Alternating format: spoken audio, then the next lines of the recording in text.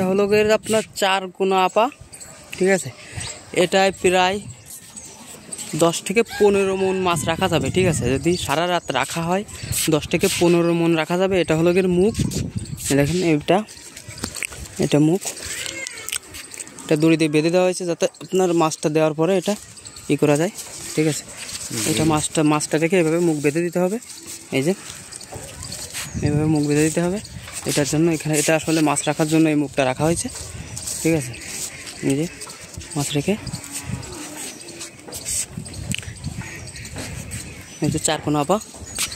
আর আপনার রেনুপোনা, ধানি অথবা পাবদা, শিং আপনার চেকিং করার জন্য এই যে এটা নেট চট যেটা বলে, এই যে আপনার ভিতর দিয়ে একটা এই যে সুতো ঢোকায় দেওয়া হয়েছে, ঠিক আছে। এটা সুতো ঢোকা হয়েছে আপনার নেটের ভিতর দিয়ে, আর উপরে একটা দেওয়া হয়েছে এটা হলো গিয়ে ভারী সুতা, ঠিক আছে। আর এটা হচ্ছে পাতলা সুতা, যেহেতু এটা উপরের দিকে থাকবে, ঠিক আছে। এটা ছোটো করে এটা তৈরি করে দেওয়া হয়েছে। এই যে আপনার এখানে কোষ আছে প্রায় আপনার 6-7 কোষ আছে।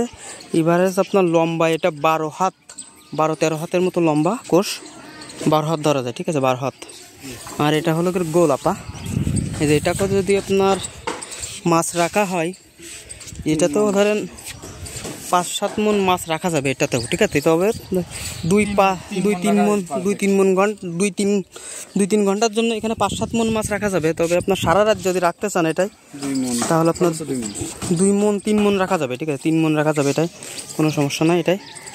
তবে আপনার 5-6 ফিট পানিতে রাখতে হবে, এমন পানিতে, ঠিক আছে। আর এটা আপনার 4 কোনা করে, যদি আপনার যে মাছগুলো মানে লাভ না দেয় সেই মাছ এটাতে 4 কোনা করে, দেখেন এভাবে 4 কোনা করে এটাই তেলাপিয়া, মিরিগেল, কার্পু এই মাছগুলা রাখা যাবে, ঠিক আছে। তেলাপিয়া এটা রাখা যাবে সুন্দর করে।